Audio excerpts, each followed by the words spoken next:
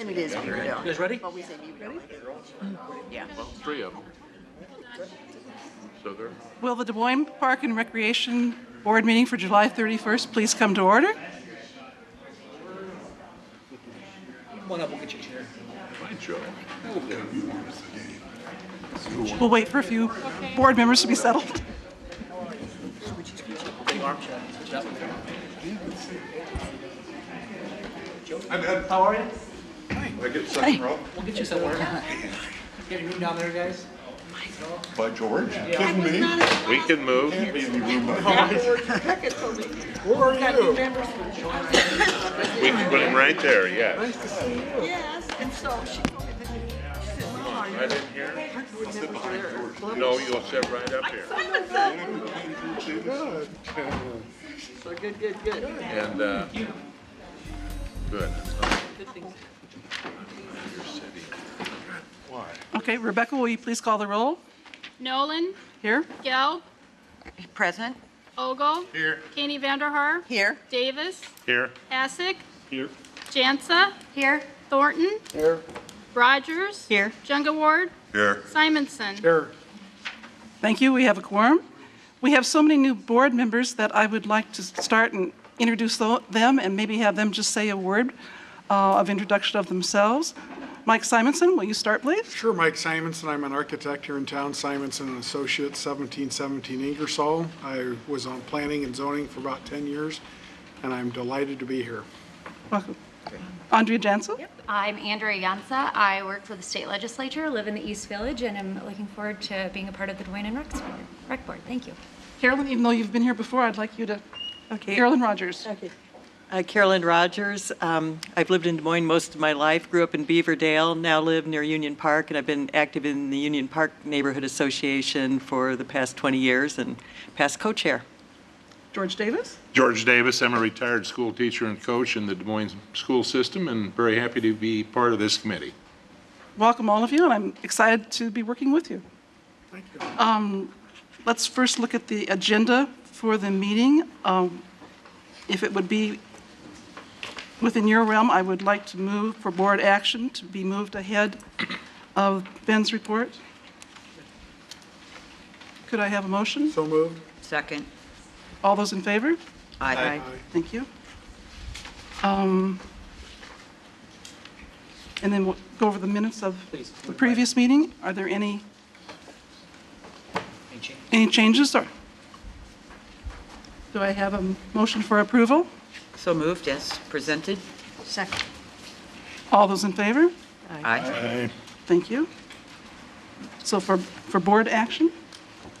Great. Our first item for board action is the hearing for the naming of the wading pool shelter at Greenwood Park. We have a very generous donation to kick that project off. It's a great project, a much-needed project as well, something that we're very proud of. Kevin Moran's here tonight, and our donor Susie Muehlhoff is here tonight. We'd like to recognize her, just tell her thank you. Without you, this project wouldn't have been able to be on the docket this soon for us. And it'll touch a lot of lives in Des Moines. It'll be great places for people to make those memories at Greenwood Park. But Kevin, if you wouldn't mind showing us a couple renderings of what we're trying to build here before they make their decision. As Kevin's making his way to the podium, part of the donation is the naming. And that's what you're acting on tonight, is the naming proposal. And your recommendation goes to City Council for final approval. So that's what we're here to do tonight. Chair Nolan, members of the Park and Recreation Board, Kevin Moran, Senior Park Planner. As Ben mentioned, this is the shelter over Greenwood Park. It's by the wading pool, which is up the hill from Ashworth Pool, just down near Bergman Academy. This is what it looks like today. It's got an open air aspect to it, and then it has an enclosed area to it that's storage, as well as some restrooms.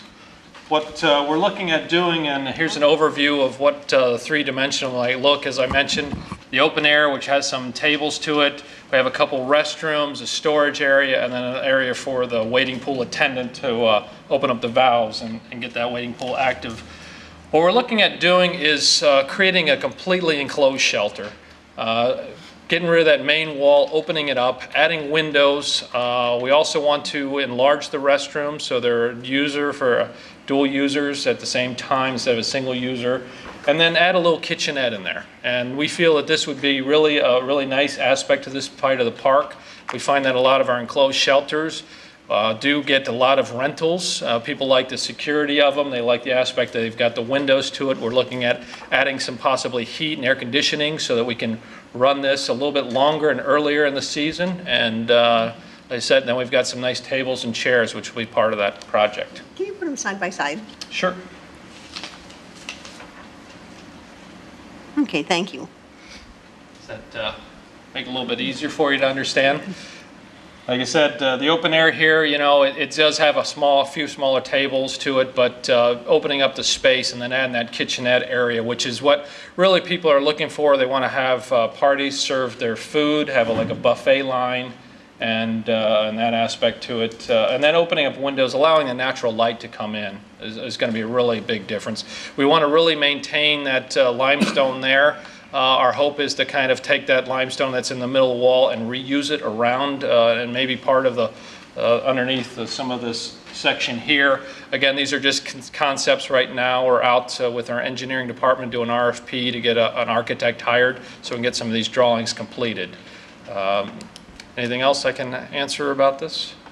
Will there be additional outdoor space for seating, or do you think there's enough pavement to do that now? As we look at the site plan again, we'll probably update some of this outside here so that we do have a few tables outside that can flow.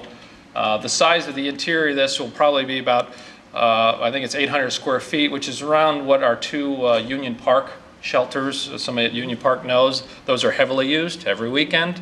And we do have a table or two outside, so if it's nice weather. And then we'll have a barbecue probably as well with it. So they'll be able to cook outside if they want to. Any other questions for Kevin? Thank you, Kevin. Is there anyone from the audience that would like to say anything about the shelter or make comments?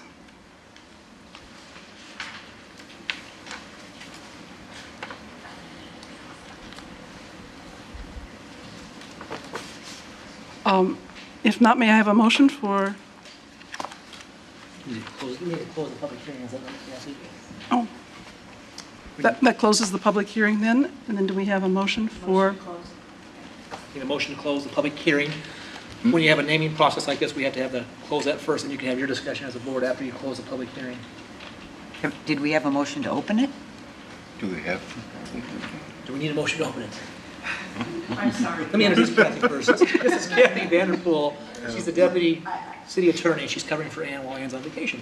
Yes, let's have a motion to open the public hearing and ask if there's any other public comment, I move to open the public hearing. Second.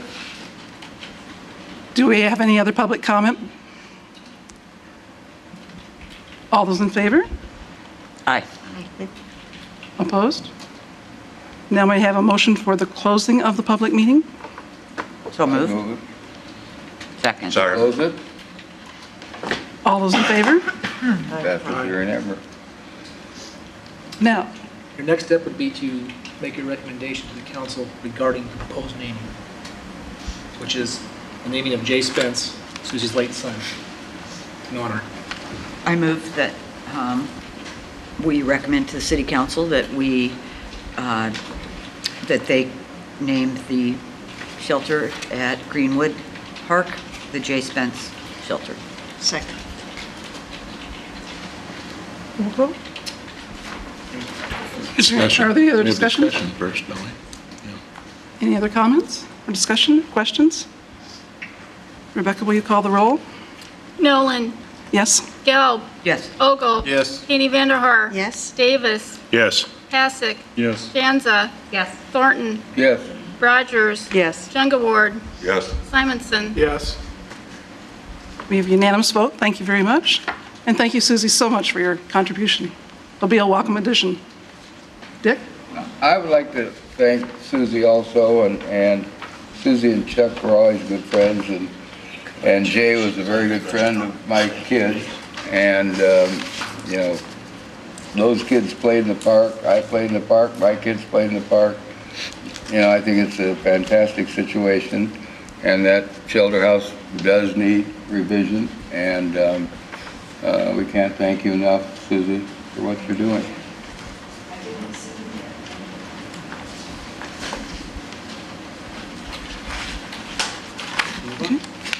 The next item for board action is the Trails and Greenways Committee bylaws amendment. Do we have a presentation? We don't have a presentation, but we'd be glad to answer questions you may have. This comes to you recommended by your Trails and Greenways Committee.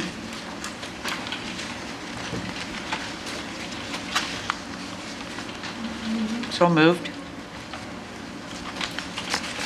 Do I have a second? Second. Do we have any questions or comments? I have a question. Is this, are the appointed members of this proportionate to the population? How is that divided up on that?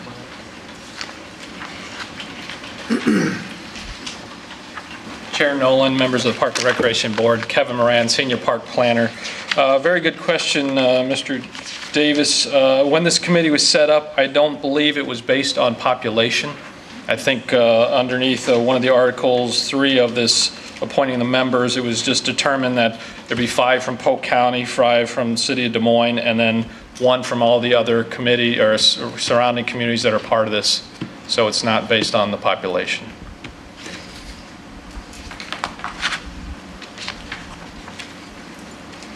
Any other questions? No, I was just curious as to how that was set up, and thank you. I don't have the whole background. Mindy Moore, who's just not feeling well today, but when this originally got started, there was, you know, with the county, and then I guess as other cities came in, West Des Moines, Johnston, it was, you know, marked down that each one would get 1 member to it. But then there's also subcommittees part of that as well, so there's ability to add more members from those communities to it if they need to. We'd be glad to send you all some information on how the committee was formed and the history behind it to help, because we have new board members here, it might be helpful. Thank you. If there are no other questions, Rebecca, will you call the roll? Nolan. Yes? Gelb. Yes. Ogle. Yes. Haney Vanderhaar. Yes. Davis. Yes. Passick. Yes. Janza. Yes. Thornton. Yes? Rogers. Yes. Jungaward. Yes. Simonson. Yes. Thank you. We have unanimous vote. Now we'll go back to Ben's report. But before Ben's report, I would like to make a huge thank you to all of the staff that made such an event of the National Park and Recreation Board Month. I mean, there was such an incredible turnout on the bridge. Thank you for board support, and the staff was just outstanding. I had so many people come up during and after making comments. I didn't know all this happened out there. Good job. Thank you. We really appreciate that. We hear it all too often. That's why we created the event, is we didn't know you did these things. I know that many people might have ideas to add to it, so we're looking at what next year brings for us. If you have ideas, send them our way. Send them to Rebecca. We'll make sure to get them on the list to see what we can provide next year to make it even a better event than it was the year before.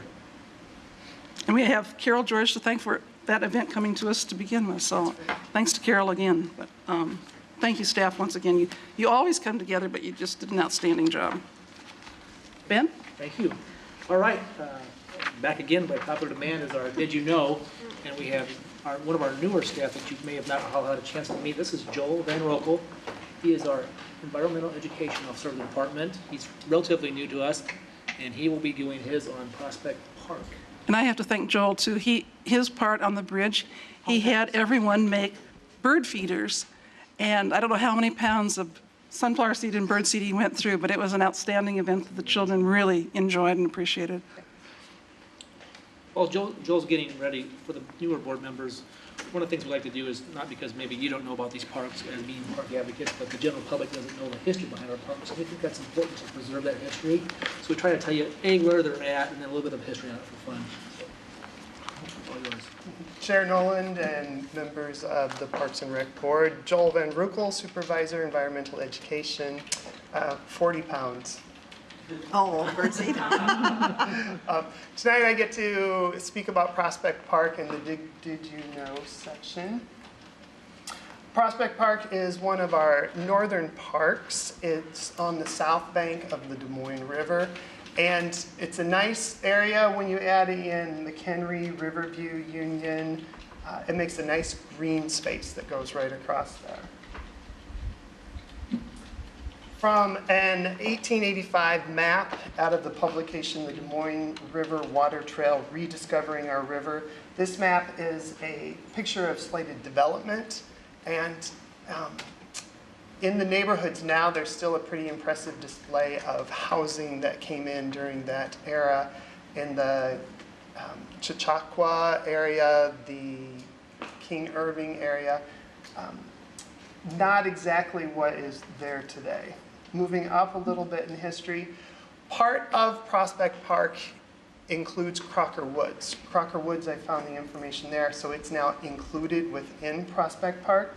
And in this 1893 publication, the Thompson's Celebrated Switchback Pleasure Railway was considered the wonder of the age, a rapid rate of speed, and the wonderfully exciting ride with guaranteed safety. This is the precursor to our modern day roller coasters.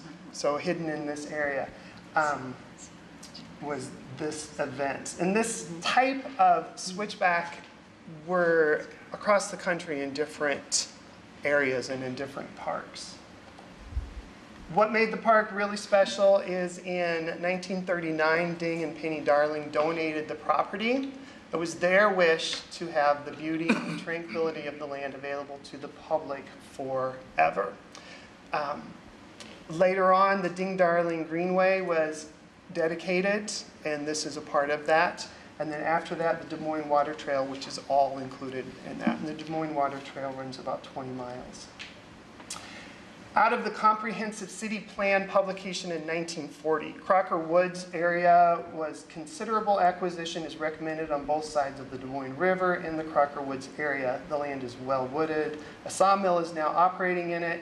Acquisitions as forest would also eliminate deplorable housing conditions in the area.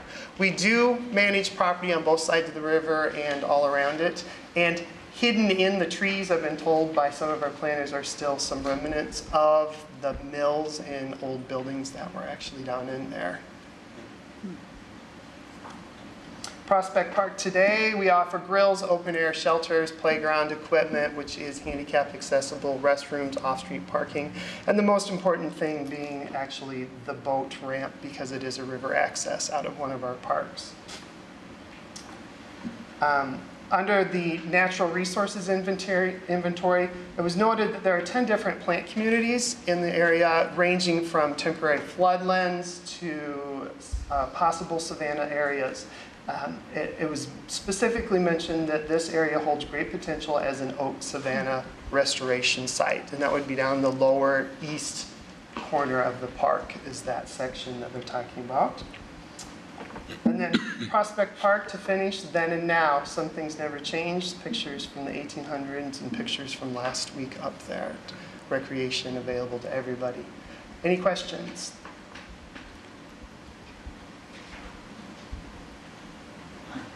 Thank you, Joel. Great report. Excuse me. Yes. The park is currently used heavily by part of our refugee population, Sudanese population. Does the park and rec staff or program do anything specific to support their use of the park? We have a variety of cultures using all of our parks that we found out most recently, so I'm sorry, Ben, I I'm couldn't sorry, hear we you. have a variety of cultures that are using all the parks most recently. I think since the economy really started the downtrend in early '08, we saw that staycation theme, and we saw different cultures using the parks in a variety of ways. We've tried to implement programs that we've implemented. I can't think of the name all of a sudden. It's like pickleball. Just lost the name of it. At some of our parks, as far as those cultures they wanted, they can provide their uses for, but we don't go out specifically and work with those cultures right yet. So if it's an idea we will look into, though. Yeah.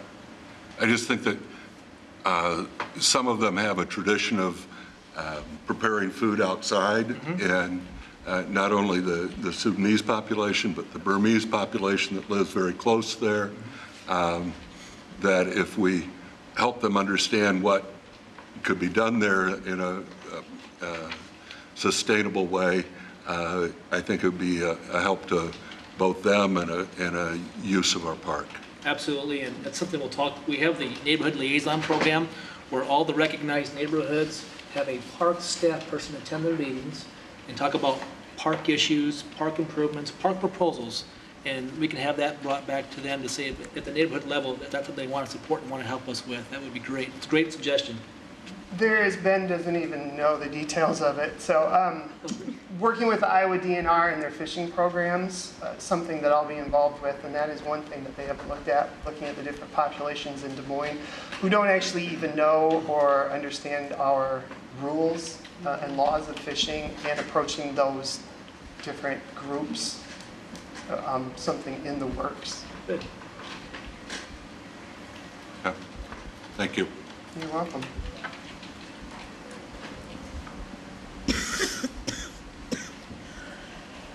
All right, next is Brian Becker. As you may recall, he's making his way to the podium.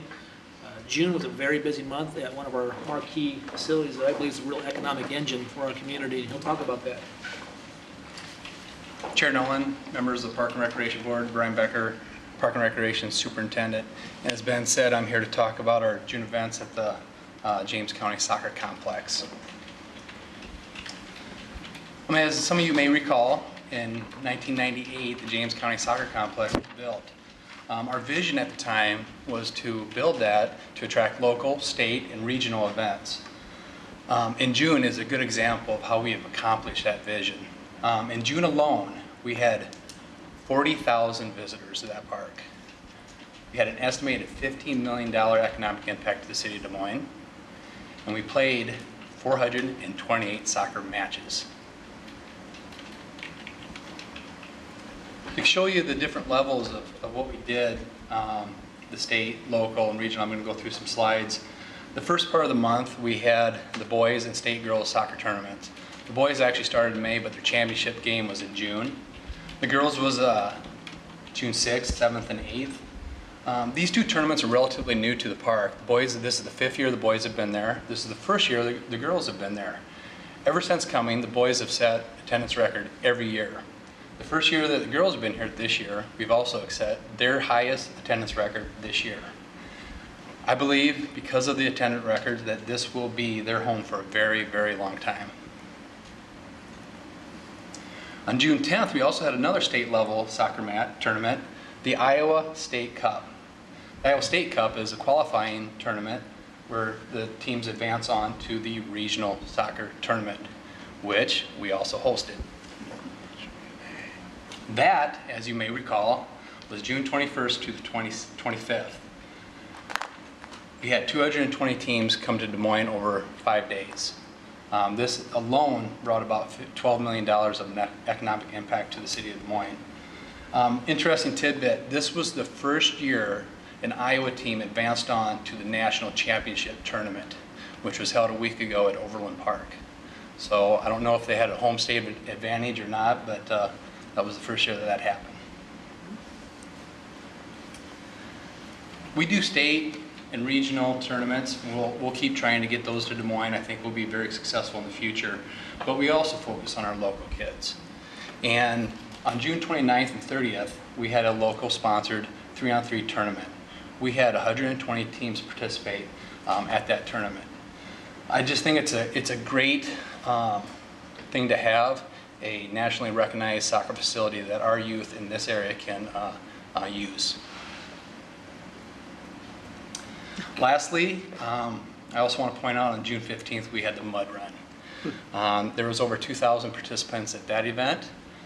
And this is an example of us thinking outside the box, reaching out for partnerships and utilizing our facilities to the fullest. In their shrinking budgets, we have to do this. And this is a revenue stream that we started a year ago, and I believe this will be an ongoing event as well. So to recap, June is very, very busy, but as you can tell by these pictures and the smiles, very rewarding. And that's all I have. I just want to say congratulations. Looking at pictures of the pitch, it looks so good and fresh to have had so many games on that turf. It's just It was interesting. We did have some rain. Yeah. And the Iowa Cubs, we contract with them to do our turf maintenance. And we, if you saw the facility, between each field it was a mud pit by the end of the tournament. But the fields were still immaculate. I looked It at was awesome. I was just amazed. That's huge. Yeah, so we have to give them their due. Brian, can you go back to your first slide? I want to draw a point here for our board members. Sorry, your second slide would be. We look at the economic impact of things we do a lot, and we work with the CBB to provide numbers such as that. They do a good job of providing economic impact. They're working on the right economic impact. But if you think about one thing, our budget is just shy of $15 million right now. That's to run city buildings, parks, cemeteries, trails, aquatic, we can go on and on. And we bring in an economic impact. We don't bring in money to the coffers of City Hall's general funds, but we bring in an economic impact of $15 million in 1 month in one facility. And we're all fighting for those dollars. And I want to make sure that we educate you the best. That, again, our goal is not to make money for the city. It's providing economic impact for our city.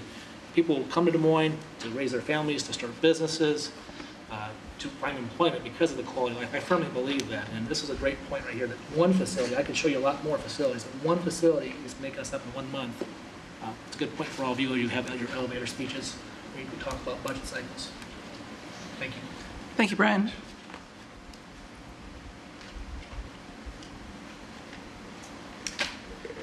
This is a good segue. As Matt makes his way up here, we're working with the University of Northern Iowa on researching the economic impact of our parks and trails and special events. It's a great partnership that we're getting relatively inexpensively because of the relationship we've built with you and I. And we've done some training where we'll go back up and talk to some students about the career and what we're seeing for trends and changes. So I'll let Matt kind of describe the project. Chair Nolan, members of the Park and Recreation Board, I'm Matt Salvatore, Interim Recreation Manager. We are currently working with the University of Northern Iowa to do an economic impacts study of our park system. Graduate students from the University of Northern Iowa are currently working in our park system to survey people that in the parks themselves at various events throughout the city. The results will educate the public on the value of parks and recreation and the impact on the local economy. There's actually 2 phases to the study itself. Phase 1 is going to focus on tourism. Phase 2 is going to focus on the effect of property values. So those people locally that are seeing their increase of their property values and the benefits of that. We're very excited to find out the results of the study. Actually, Dr. Sam Langford from the University of Northern Iowa will be at a future Park and Recreation Board meeting to discuss the results of the study. We did a cross-section, 10 to 15 parks in our system, 10 to 15 events, and they gave us a very good deal on it because of our past history with working with the University of Northern Iowa. Any questions about the study? Matt, did I understand too that they're training you how to do this on your own? So that yeah, they're going to give us the formulas. This is rare that this actually occurs. They're going to give us the formulas and the surveys. So if we want to go out and do this in our park system ourselves, we'll have the tools and the resources to do that. It's been a difficult thing for us to put a value, and we can all debate both sides of values when they come out, but we've never had a true way to educate not only the council members, but some of our constituents and some of the people that may not believe in the value of parks and what they actually do for our city. So another point of ours is to educate everybody and inform and share that information with you. Dick? Yeah, on the information that they're looking at, I mean, that's on their own. Have we suggested situations for them to look at? Yeah, we suggested all the parks, all the events, and we gave them a lot of input on the survey itself. So we were instrumental in the process. I'd say not only did we suggest, we told them which ones we wanted to Yeah. look at. I know that I didn't want to stand up in front of the council or any board and say, look at Gray's Lake, its economic impact's huge. We all know that. I wanted to pick some of our outlying larger parks and some of our special events that aren't the RAGBRAIs. No offense to Wood, 80-35s, which we know is accessible and knows it's a good thing for Des Moines. Some of those smaller things. Could we have a late entry of something we might? Yeah, they're still taking recommendations. Okay, the things that are going on downtown, trading buildings, shifting this, somebody going here, somebody going there, which I think are all good. But I think there's one situation that we really need to look at, and that is what's going to happen at the old YMCA.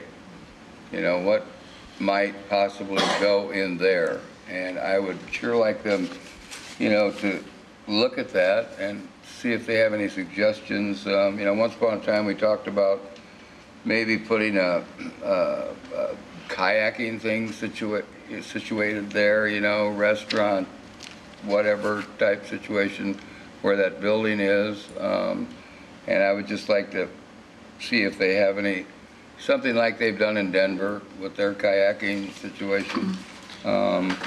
And the development of, as it would fit into the Riverwalk situation, if they would just take a peek at that. Yeah, that to me sounds a little bit more like a needs assessment survey, and our department is throwing that around. We're in contact with a company that actually does that. We could utilize the University of Northern Iowa on a partnership with that, so great suggestion. We can bring that to the table.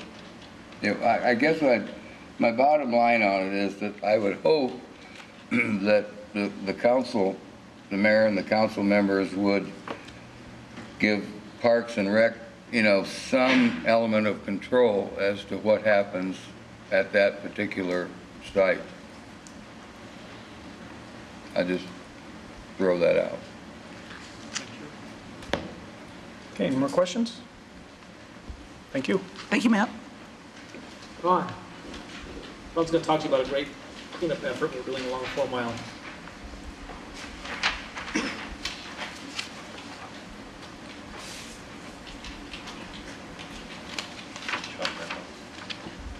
Chair Nolan and members of the Park and Recreation Board, Ron Ward, Park Manager.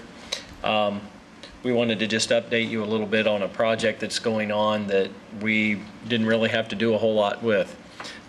The Metro Waste Authority, with support from County Supervisor Hawkinsmith, developed it this summer. They tried this program called the Stream Team, and they hired 4 college-age guys, and they're just doing nothing but cleaning up streams. And they started out on Camp Creek, which is a stream that runs into the landfill, as kind of figure out their logistics, get the kinks out, and figure out what they were doing and how it was going to work. And then they moved into 4 Mile Creek and Little 4 Mile Creek.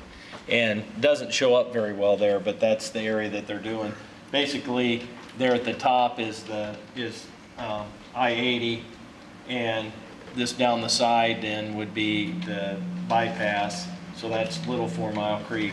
And in 4 weeks, they've covered 13 miles. They've worked approximately 640 hours. They have pulled out 20,000 pounds of material, a little over 400 tires, 3 cars that Polk County Public Works helped get those out for them. They've recycled anything that they can. The rest of it has gone to the landfill. And probably the most unusual thing they found was a gator, but it was a John Deere gator. Oh. But, is there any questions? Yes, did you just make that joke up? I did. Okay. All right. Thank you, Ron. Great. Marlene's making her way up here to talk about the Glendale Pond. It's become a very hot topic lately. If you've driven by Glendale, you've seen it's been emptied. It's been emptied 3 different times in recent history, and it's because of failing infrastructure, sewer infrastructure. It's not a parks project, but it's a needed repair that had to happen. And Marlene's here to give you a little summary of what that repair entailed, and if you have questions. And the short answer to all this is that we're waiting for Mother Nature, and we're waiting. Rain will fill that pond back up. Just a matter of a couple of rain events, actually. So. Chair Nolan and members of the Park and Recreation Board, Marlene Anderson, Park and Recreation Supervisor. Not to contradict what Ben said about it being a hot topic, but it's a dry topic. Did he tell you that one, too? I made that one up myself. On July 12th, the staff at the Glendale, that's a Friday, we started noticing depletion in the water level at Glendale and thought that it was probably due to the lack of rain. By the time we arrived on Monday, there were 2 little ponds about the size of this area, one on each end of the pond, and the geese were paddling away. They were a little confused. They had flown in, and it did not look like it did when they flew out. So we called the engineering department right away. They came out to make an assessment, and the prior week there had been this has been said, an engineering public works project, and they had it was part of a sewer line repair that had been done in April under the pond. And as a part of that project, they had been using their video cameras to assess whether there was any other damage along that sewer line. They used jetters to inject water ahead of that video equipment, and those jetters created fissures, if you will, in the joints of the pipes.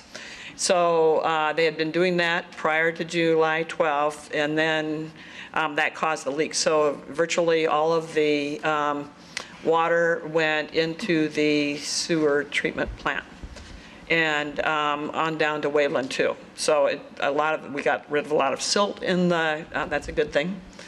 A lot of silt that was in the pond.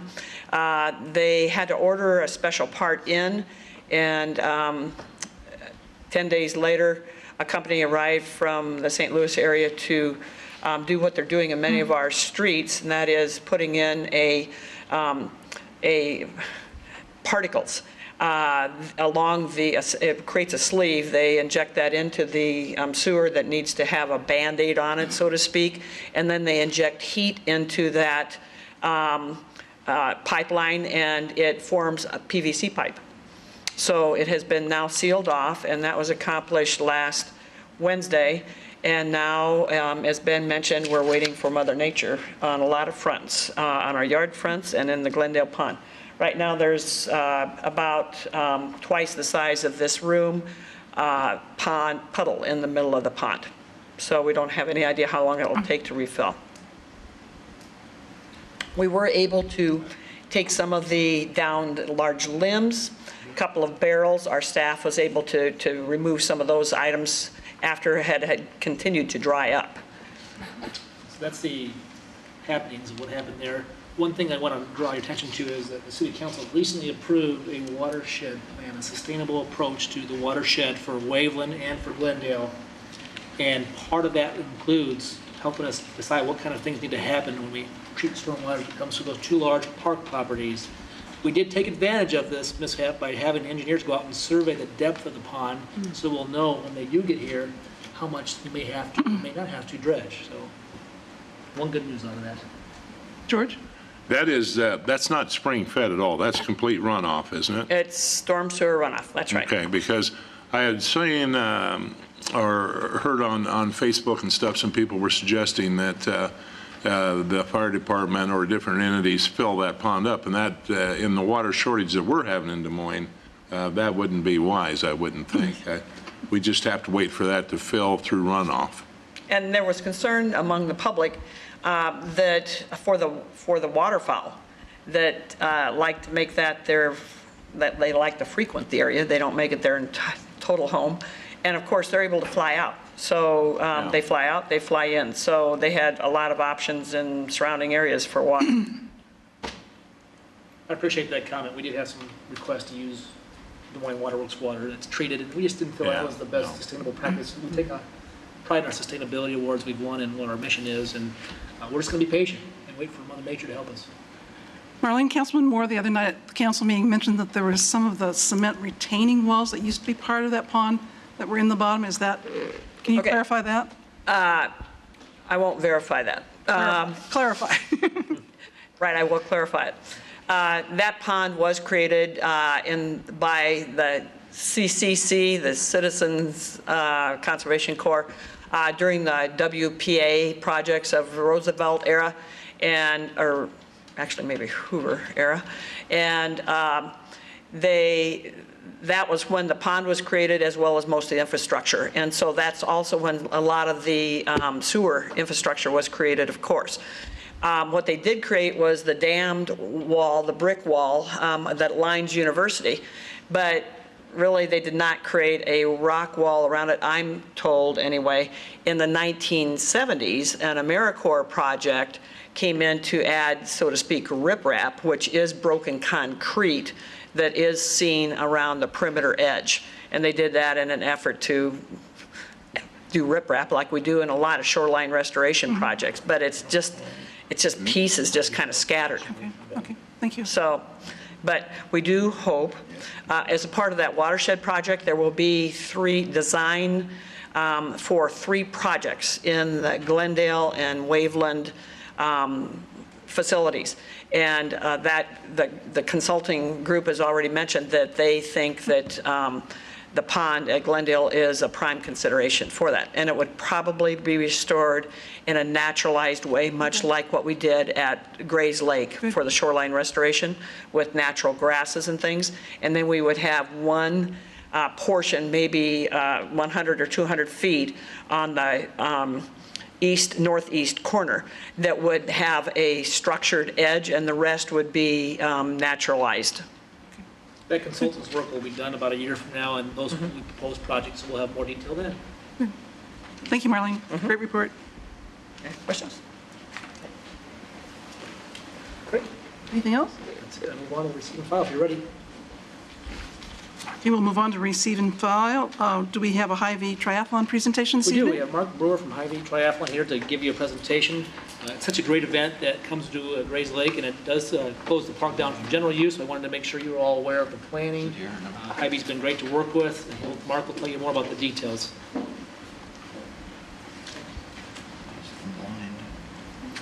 Oh, sorry. It's too obvious. That's the problem.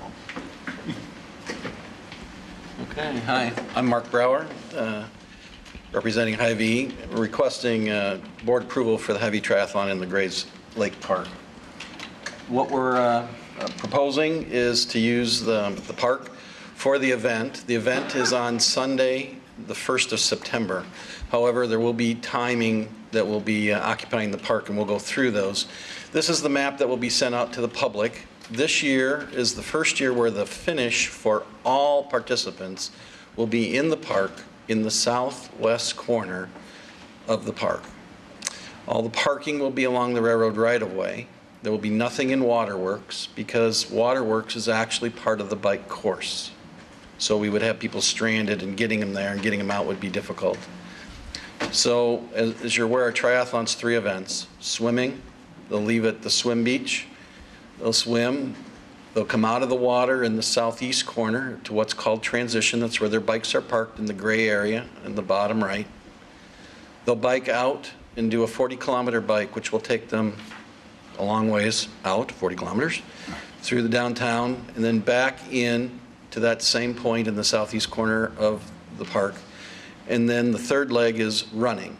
They'll run along the Meredith Trail into downtown and then back through the park, finish along Fleur Drive, and then south. I guess there's a pointer here. I could probably use that. They'll run actually through here, finishing right here. And this is the blow-up area of the finish line. Now, because I'm an engineer and you don't like all that technical stuff, I'm going to move through all the technical stuff really fast. We actually have engineering drawings to plan how we're going to do all this. We have, this is just a general conversion. We'll go to the areas that you'll probably care about. So we're in the southeast corner. We're actually going to be building grandstands. They were formerly built at the state capitol. We're going to build them here in your park. It's going to take us a week to build, and it's going to take us at least 3 days, weather permitting, to take them down. So that does impact that high-use area, and that's what we're here to request your action on. So for the event, if you've ever been to our triathlon, we have a carpeted finish line, these built bleachers, we have an athlete recovery area with medical, and then it's a fairly large party atmosphere to where there's a big tent here for vendors and other activities that will happen through here. So there'll be a lot of people around here. Plus this main path right here is the course for people running. So there'll be a lot of activity. What we're asking for in this portion is we're asking to close this area on Sunday the 25th so we can build our grandstands. The event is the 1st of September, and we would be opening it back up to the public on September 4th, Wednesday, September 4th. The rental activities will be closed as far as boats and other activities on Saturday and Sunday while we have events in the park, but the concessions would be open at all times. Any questions about that corner? I think I need to clarify, just to make sure, and Mark wouldn't know this, this is typically a Parks Command decision. I wanted Mark today to come, I wanted your feedback for me to help make my decision on what days I will close the park down. Once I hear your commitments and comments, I'll go back and work with Hy-Vee and we'll make that decision. Again, it's not that you can't, but we just typically don't bring you those type of level of Parks Command, it's more of an interior side of the operation. If you see something that really is concerning, let us know today. This is not being planned to bring brought back to you the next month. This is a one and done presentation tonight, unless you tell me you want it back. Can you clarify again, you're going to be closing from the 25th to the 4th? Just this portion, we're going to close, we're in the southwest corner. We're closing this main drive so that we can build the grandstands in this parking lot and do our grade A finish line that if you've ever seen our event up at the state capitol, that usually takes us 2 weeks up there because it's twice as big. But anyways, it's an event. I'm kind of the finish line guy, so this is my world. So. But the trail around the lake is still open. The trail is open. The parking lot is closed. The concession stand, all of the concessions, the boat rentals, and everything will be open with the exception of during our event. On Saturday, there's an Iron Kids event, and on Sunday is the formal Hy-Vee triathlon event. So that is when the trails would be closed for the event. Otherwise, they're open the whole time. So those won't be closed from August the 25th through September. It's just a 2-day situation. The trails are closed only during the event on those 2 days, correct? Yeah. There's 3 or 4 neighborhoods over there, well, actually 3 neighborhoods in that southwestern quadrant over there that have been very supportive all summer with the senior golf tournament, the Ragbri. There's been a couple other events and stuff, and so I think that the least intrusive we could be in that area with those residents would be good too. And that's not to downplay your event because this is a well-needed event for Des Moines. Well, Ben and staff have communicated that very clearly to us. I'm going to move to the next area, which is the southeast corner. This is, it's what we did last year in your park. This is what's called transition. Basically, it's the bike parking area, for lack of a better term. There was an old, I wouldn't say old, it still exists, but there's a ramp, if you will, that comes out from the lake. That is where the swimmers will come up from. I lost my, there we go. Comes up right here. They'll come in, the athletes will come into this area, and then they will bike out and bike back in. This area right here is the carpeted area for the elite athletes to get on their bikes and leave. These are the pros. So they'll have their own little zone. What we're doing, what all these other dark lines are right in through here, is this is where the public's going to be. The public will be actually on this path in through here. We're creating a chute to get them from the parking area and the railroad right-of-way.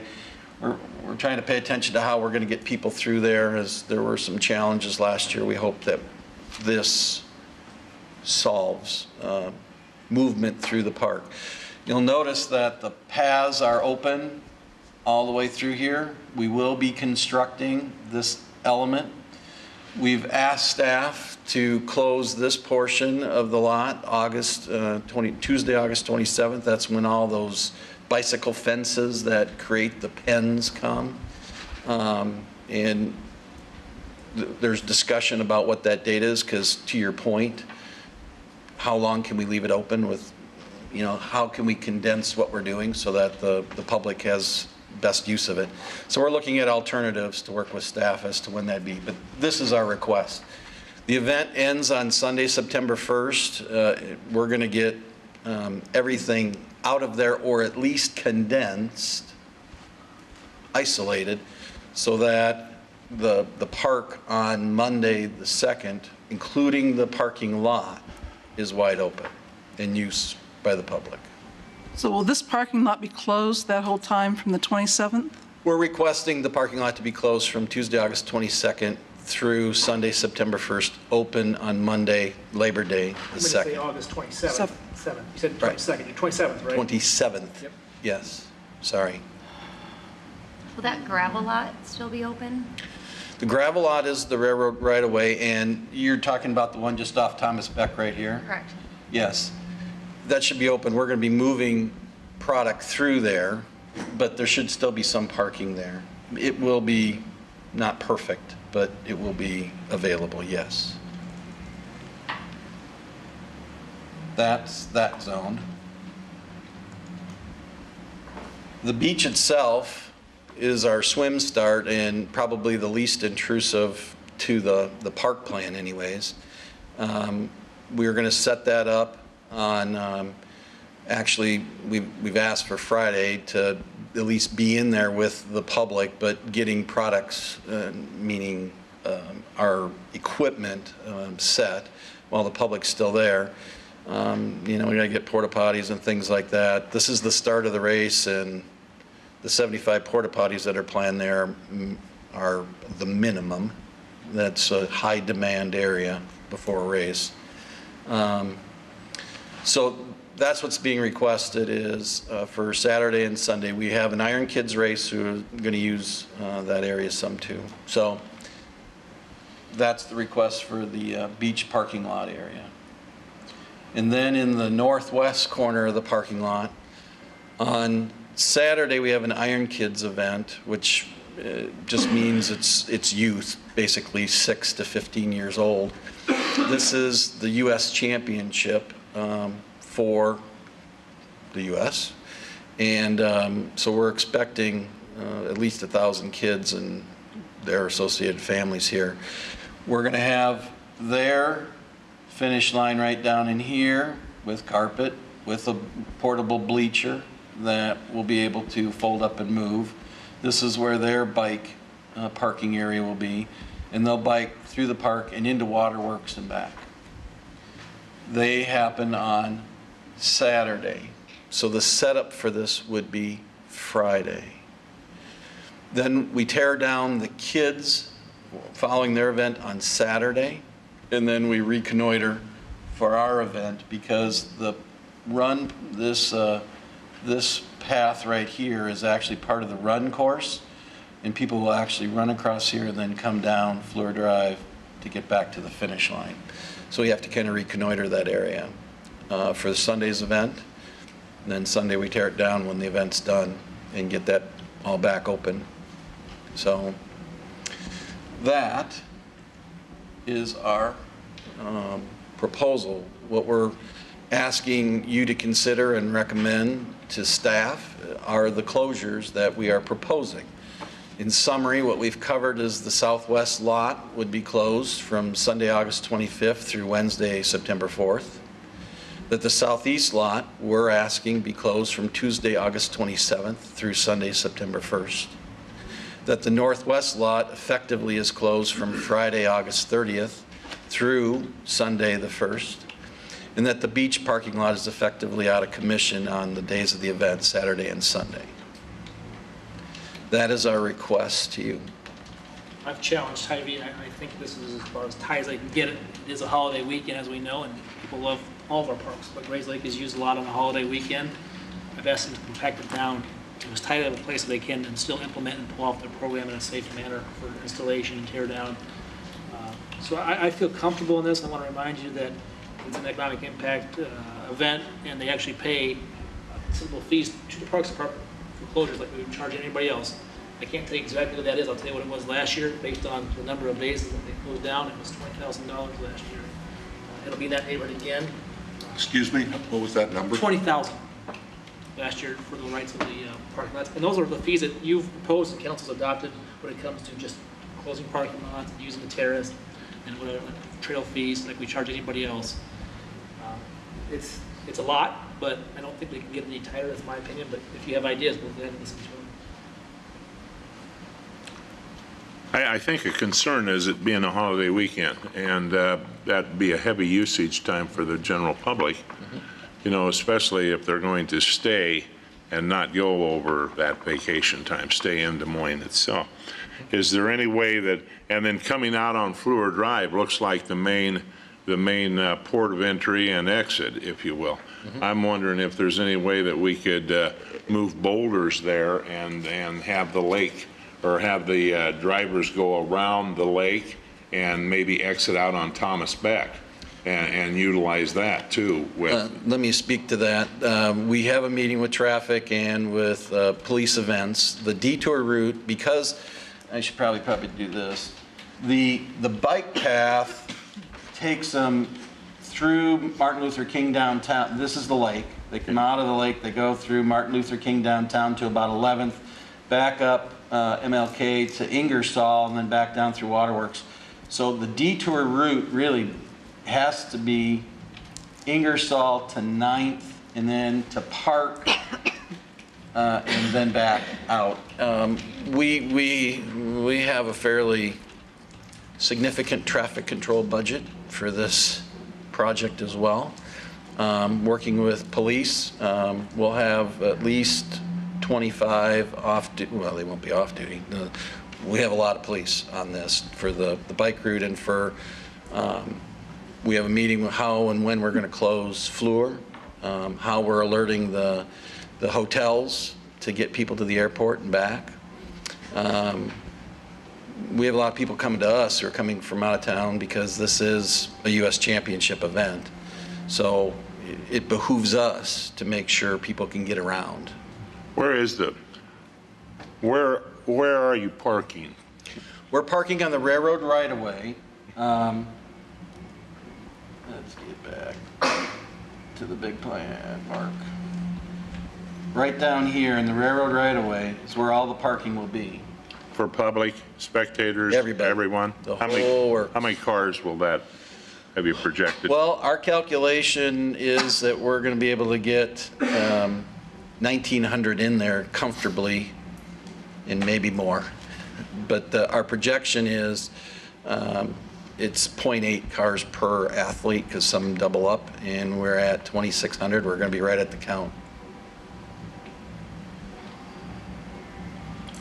Well, I think the challenge will be to Ben and staff to make the, obviously this is an event that we all need and we all want. I would say that, but I can see where this will have very much some impact on the Southside residents. Oh, well, the Thomas Beck, we have a proposal into the city to close Thomas Beck essentially, because we're trying to make this one way out.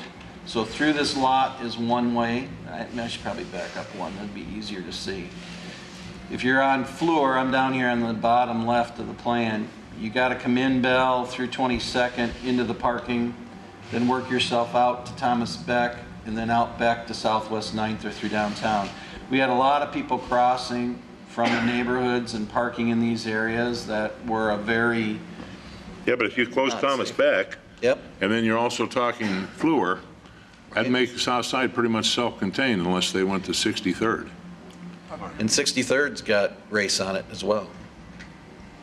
Well, we'll just spend the weekend there. Maybe we can. There, 63rd, I mean, that's been our bike route for the last several years. I can go to that. I mean, there's a lot of territory this covers. We've been on the south side for a long time, Davis. This is a lot of territory it covers. Sounds like you made it. This is the bike route out, Flag to Park to 63rd, down to Army Post and back. Yeah, It's certainly a challenge. I think the biggest challenge is Hy-Vee and the city and Des Moines Parks and Recreation as part of the city communicating, should we all come to a fair conclusion on what the trails and closure should be, how we get the word out. And that was the hard part last year. We did a great job. It's gotten better every year, matter of fact, and we're not going to make everybody happy when you close down Crown Jewel Park like we have in our community with Gray's Lake, but the event is moving forward, so we got to figure out the best way to do it. That's why I really wanted to bring this. It's a tough one for me. We don't have a fee that says this is what you pay to close down Gray's Lake. We've talked about that recently. Is there a special number you can throw at this that says this is what Gray's Lake's worth, instead of having these fees that say this is the parking lot's for, this is your trail fee, this is your terrace fee? How do you make that decision? Every year we struggle with this, and so I really do want your feedback on what you think. Well, my knee-jerk reaction, if you're looking for feedback, is this is a pretty premier event nationally too, and I think we got to make every effort to try and accommodate them, and I think they appreciate compressing the schedule as best as possible. I appreciate that the trails basically are going to be open except for the races themselves, and you're going to deal with a bunch of traffic issues and congestion issues that weekend, and that's what happens when you bring thousands and thousands of people across the country to Des Moines for an event. I continue to appreciate the work that your team is doing to make this an organized event, and working with the city to try and minimize the impact. Thank you. I think that Lloyd is correct, and really the road closure is a one-day kind of problem. Mm-hmm. It isn't the whole weekend that you have that problem. That's September 1st, just the day of the race. Yeah. The other days are, we give up a corner of the park or a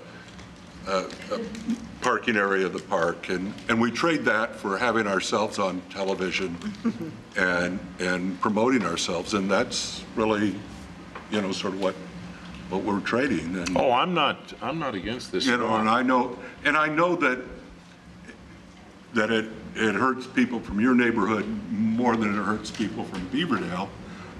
But on the other hand, when we had the U.S. Federation track races, you guys didn't have anything to do with driving out around your area there, and we did. Yeah, we just furnished the athletes. Yeah, so it's just, it just all is different depending on which event it is and all of that. And I think we just should be damn proud that we have them here, and thank Hy-Vee for sponsoring this and sponsoring the Drake relays and doing those things. And once you build that place over there in Beaverdale so I can walk to the grocery store, we'll be great. Coming, not soon. No, I agree with him. The only question I have is on the traffic situation as far as the event, the closure of the lake or situations like that. Absolutely, we would be for that 100%. It's a great event, and even if we have to walk, we can't afford to lose this. Are there any other questions for Mark? Do you need a motion? No, it's to receive and pass. I have a question, and maybe it's more to staff. In terms of the impact on the park from last year's event, there were some concerns about the spots where there was ingress, egress of the river, into the pond or the lake. Mm-hmm. And how did staff feel about how that area came back? Obviously, you're going to get a lot of people walking from that parking area, not on your standard paths, so there's going to be cutting through here and there, and generally, what kind of impacts should we expect as a result of that many people using that condensed space, if you will.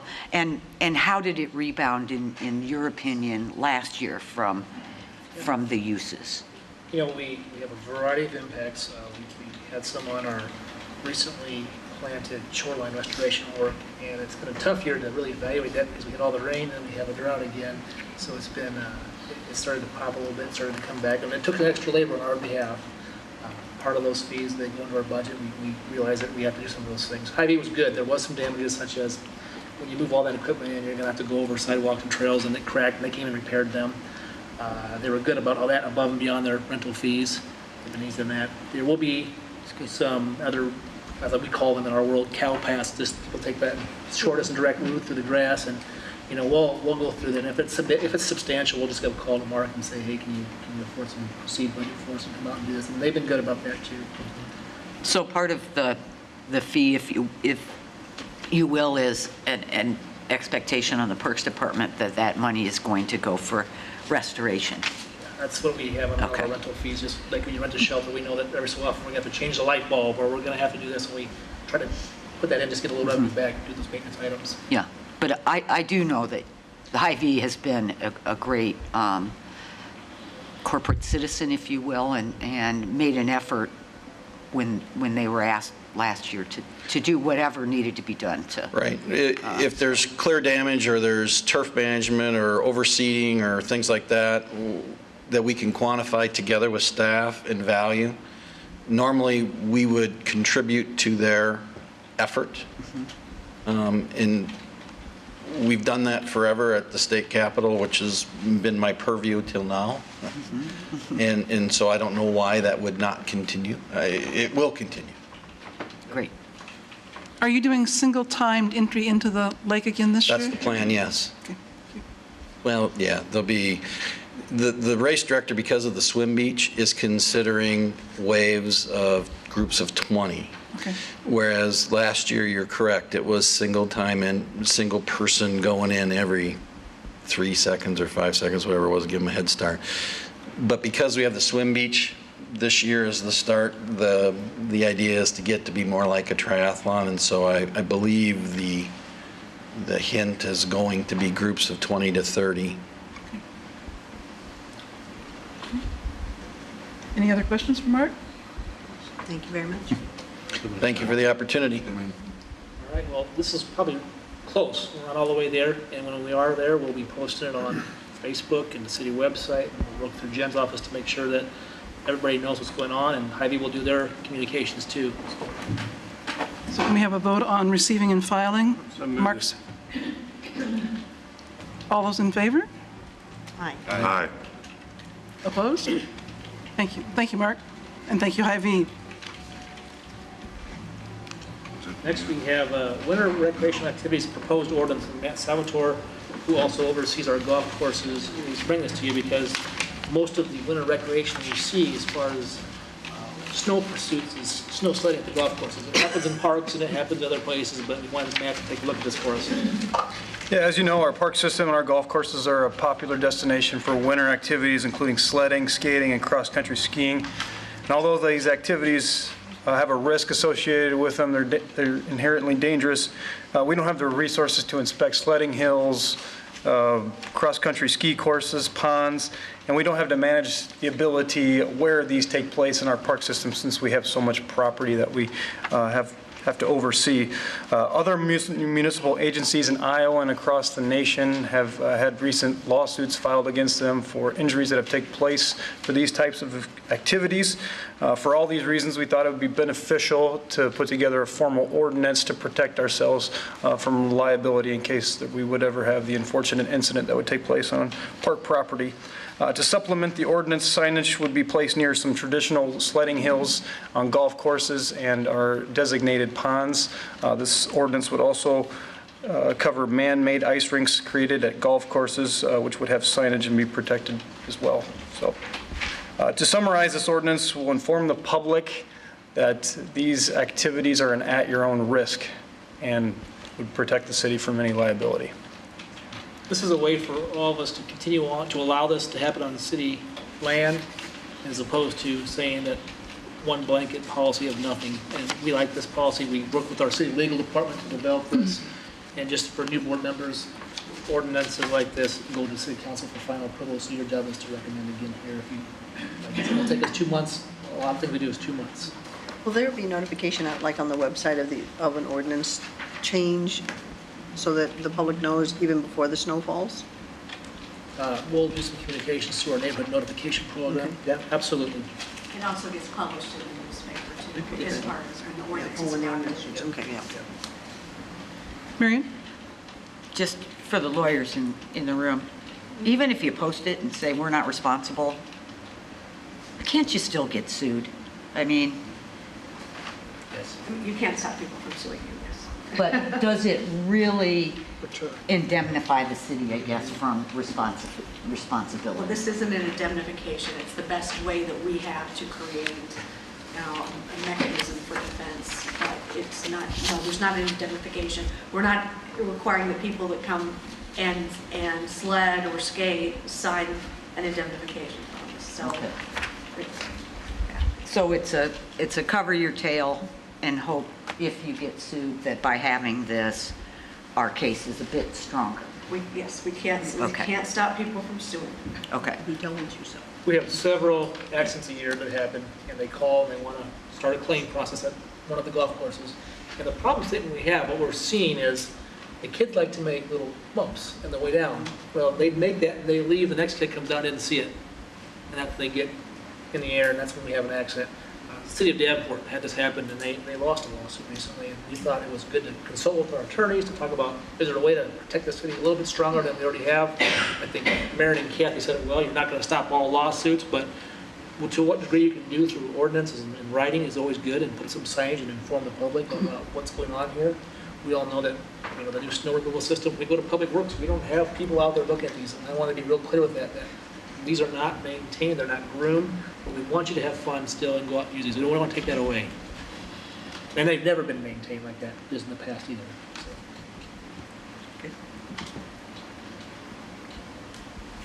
Okay, thank you. Thank you, Matt. May we have a vote to receive and file? All those in favor? Aye. Opposed? Thank you.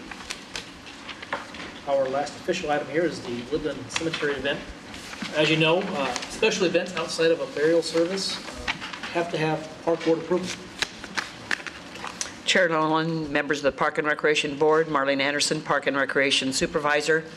If you've had an opportunity to read the communication that you were sent prior to the meeting, this event would take place on Patriot Day, which is September 11. Coincidentally, also, of course, is the commemoration date of the Twin Towers terrorism event. So if we're hoping, the Cemetery Advisory Committee is hoping that this could become an annual event for the city. Not a huge celebration, but something that is truly in memory of that event. So this is the group, the 49th Iowa Veterans Volunteer Infantry is the same group for those who attended the dedication of the Woodland Arch, the Honor Guard group, and this group is the governor's own official military honor guard, and they accompanied him to Vicksburg, for example, for a huge celebration in May. So this is one of the groups that we're partnering with to have reenactments and historic events at Woodland Cemetery, along with the Des Moines Historical Society. So we're really thrilled that they're thinking always in terms of Woodland Cemetery. They come to us first and for consideration, and so we hope that you'll give strong consideration to approving this. On the horizon, we have another event coming in April in commemoration of the culmination of the Civil War. So this is you're going to see event after event coming forth. Any questions for Marlene? I have a comment. I'm so glad you opened it up to the public that they could bring their flags also. Yes. Matter of fact, Ron used to be the Park and Recreation manager in Johnston, and he was just telling me this afternoon that while there, they saved the flags and had no place really to dispose of them properly. So he has saved those himself from Johnston and said this would be an opportunity. Would I be able to I hate to burn those flags. There's something wrong feeling about saying that, but of course they're in honor, they're burned in honor of the country. So yes, what we're going to do is encourage people from the public, Boys and Girl Scouts groups, hopefully are going to work with this group, the 49th, to encourage people to bring their flags and drop them off at Woodland Cemetery and at Glendale Cemetery prior to this date, but hopefully at Woodland that afternoon, after school. Are you going to advertise that so that schools do know that there's an opportunity for that? Well, we're going to work with the 49th. It's their event, and so we can't really take it over. But we're going to work with them to help promote it because, of course, as you're indicating, the city gets the attention of the media quite well, and so we're able to get the word out better. And we're planning to request promotion on our own website and on our Facebook page. Yep. And Twitter. Okay. Any other questions for Marlene? Thank you, Marlene. And we have a vote to receive and file. All those in favor? Aye. Opposed? Thank you. I do have one last item we put on your chair spot here is just to mark your calendars to say the date for 3 special events. We have the Reno Memorial Dog Park dedication that's now planned for Wednesday, August 28th at 6 p.m. We'll email this out with more details too. We have our Easy Launch, our ADA accessible boat launch at Grays Lake. That'll be September 18th at noon. And we have the Sergeant Park Natural Playscape, our first natural playscape. We'll dedicate that on Saturday, September 28th at 10 a.m. We've made these dates with the mayor and the city council already, so we're hoping these dates work for you as well. And look forward to more information. One thing I wanted to mention that was in the paper this morning, the parks have increased their time of being open at 4 of the splash pads from a request from the citizens, and staff has worked very well to accommodate that. So we do have more lengthy hours at 4 of the splash pads. Just a definition here, we always have this, it seems to confuse the public. We have splash pads, we have novelty pools, and we have wading pools. And just to give you the idea, the wading pool is the older facilities that are cylinder shaped that we fill them up and we dump them every day. Splash pads, you walk up, hit the button, and it comes out of the spray features. The novelty pools are what I call the in-between the aquatic center and those. It's the Vivero Parks, the Union Parks, the Ashby Park, and ML King. They have filtration. They're just a higher-end facility. And this came up at a city council meeting. They asked us to increase the hours on a citizen request, and they made a decision right at the table to do so. So we followed through and were able to do that. The reason that came about, they were only open on the weekends, noon to 4. I think it's good for you board members to understand. We thought when we first opened those up, it'd be great to rent them for birthday parties, 10 to noon, and then 4 to 7. But the noon to 4 hours were the public hours. It worked well. They were booked all the time, except for it was hard to tell the public they couldn't use it as well. In fact, so many people just let the public come in during their rental because it wasn't worth having to debate with them. So when we turned that off this year because we're having some negative comments behind the scenes from the renters and said we're not going to do that anymore, people showed up to those pools and said, wait a second, how come you're not open? Well, it was because people were paying to have it open for their birthday party. So we're going to reevaluate that this year, and the season's almost over here coming up, and we'll come back with new hours next year. And as you know, as a board, you do have, right now the council's giving you final authority on pool hours. So take care of that next year. Ben, I want to mention an article I read today, and I sure out reading an article about how there's this bag salad that had a parasite in it, made hundreds of people sick, and the government's declining to release who the company is that had the bag salad. And that's kind of a tangent, but at the very end of it, they tacked on at the bottom of it, it's pool locations not released, and where they're talking apparently state public health department, that there were 10 pools in Polk County they thought were contaminated. And talking to you, I understand there's no testing ever done of our pools, but I wonder if you want to just comment on the precautions of what the city is doing in regard to this issue of the issue of the, however you say that word, that's a big one. What we have going on here, there's two different illnesses going around. One was the foodborne illness, and I can't say that one myself, but then there's the pool-borne illness, it's referred to as crypto. They're two different issues, but they affect the humans the same way. It's terrible stomach pains followed by diarrhea. And what happens after this, I want to be real clear with everybody, especially those at home, is that this is not a pool management issue. It's pool patrons' education. We need to educate the public that we don't want you to come to the pool if you've had any symptoms like this, such as diarrhea, because what happens is you go to your doctor and you declare that you have this crypto virus. And they ask you, where have you been? Well, and we've had it in our facilities to be open. The registers ask, we've had it in our facilities. Well, if they've been in our facilities one day, they might go to the next facility and the next facility. We can't stop them from going to facilities, but what we can do is take some aggressive approaches that are above and beyond the code requirements from the state and the Polk County Health Department, which is what we refer to as superchlorination. We'll go on these pools once we've heard from Polk County that they can trace it back to here, but they can't guarantee that's where it came from. We'll just superchlorinate. And the next day it's good, but if somebody comes back the next day that's had those symptoms, we're back at square one. And we can't superchlorinate every day, every facility. It just isn't in our resources to do so. Plus, it's hard on your mechanical systems, so we don't do that. Matt Salvatore was on the TV today. He'll be on tonight talking about this and the ABCs. We met with Polk County Health last Friday. We know what the state requirements are. We've done education. This is mostly, it's all an education thing, actually. So we give them the ABCs of how to stop this and how to help us keep the pools clean for everybody. I don't want anybody out there listening to this to be, oh no, Des Moines pools aren't safe, because that's not the truth. Des Moines pools are safe. We follow strict state health codes. We do water quality tests daily. We make sure that we superchlorinate if there's even been any inclination that somebody was at one of our facilities that had this illness. So right now, if they're listening at home, please help us. If you've been sick, and any sickness, please do not come to the city pools for about 2 weeks is what the state is urging us to do. Matt, did I miss anything? Got it. All right.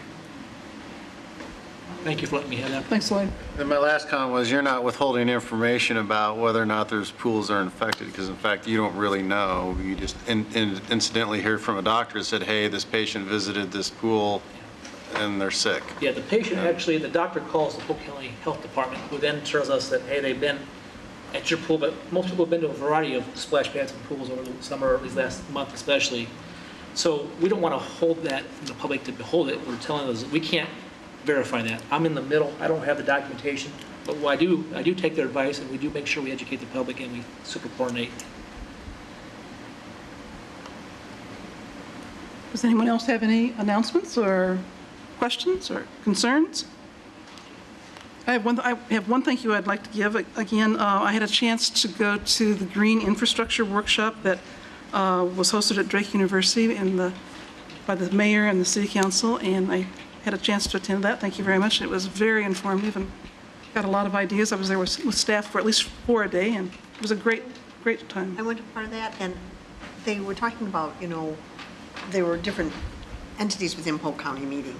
But if we could get board to board from different municipalities talking about the same thing, I think that would be a real helpful thing for what the infrastructure that they're talking about. This is mainly the water. So I don't know how to do that or how to start that, but I think for us as a board to reach out to other municipal park boards.